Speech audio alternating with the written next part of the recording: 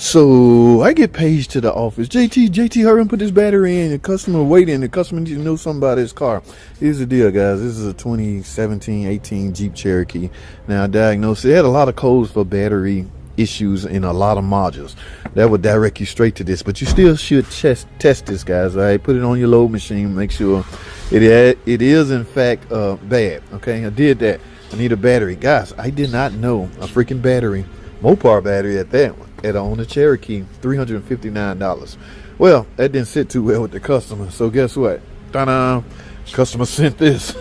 I don't know if they mailed it or did what. Next day aired it, but it's got AutoZone on here.com. Look, JT on here. That means get this battery put in. We are not paying $450. Now, guys, I'm aware there's only a couple of companies that make batteries, so there's no need to get in my comment section talking to me like I'm crazy. I know a lot of things. I just do a lot of or say a lot of things for the video purpose. All right, but I wonder now what the hell. Okay, Duralast. Yeah, it was mailed up, sealed up, and everything. It's a Duralast. I got to drive this thing. There's no way I can diagnose his true concern. He's complaining about vibration while driving. Yes, I see bald tires, but I need to get on the road and drive, and I'm unable to do that with this bad battery. So they had to get me a battery, so now I can go driving and finish diagnosing this car. Mopar $359. Oh my God.